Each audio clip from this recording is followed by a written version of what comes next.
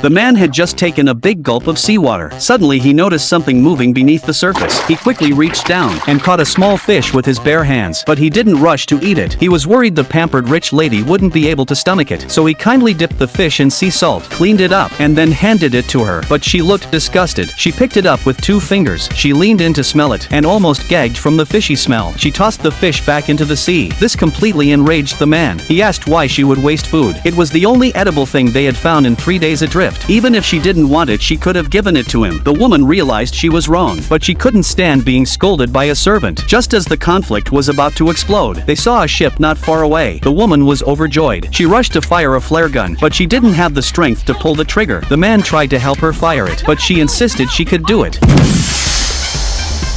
She really could. The flare didn't send a distress signal at all. It actually made things worse. To top it off, that night heavy rain poured down. They drifted through the storm the whole night. Amazingly, they survived until morning. When the woman woke up, she was stunned by what she saw. An island was right in front of them. She quickly woke the man. They paddled toward shore in excitement. But once they landed, the woman started blaming everything on the man again. He finally lost his patience. He shouted, "I don't care who you are in the real world, but on this island, I quit." Then he turned and walked away. The woman kept complaining behind him. She had no idea karma was coming. After being alone, the man's luck turned for the better. He found a pile of useful supplies on the beach and even drank sweet fresh water. Even more fortunate, he stumbled upon a small hut. Inside were various hunting tools. With the materials he found, he crafted a simple homemade weapon. It looked basic, but it packed a punch. Soon, he caught a lobster thicker than his arm. Meanwhile, the woman wandered the island like a headless chicken. No food, no water. She almost fainted from the heat. She watched as the man leisurely enjoyed his food. She was starving, so she offered $1,000 and her gold watch for half a fish. But money had no value on this island. The man would rather toss the fish back into the sea than give her a single bite. As he turned to walk away, she threw sand at him in frustration. He said nothing.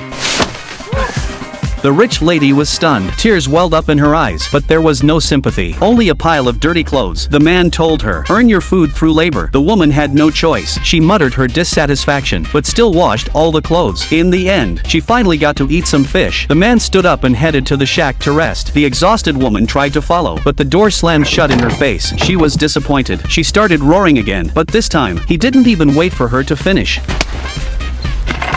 She had to curl up outside the door and sleep through the night. From that day on, she took over all the chores. Sometimes they would go fishing together. If you were stranded on a deserted island, what's the one thing you'd bring?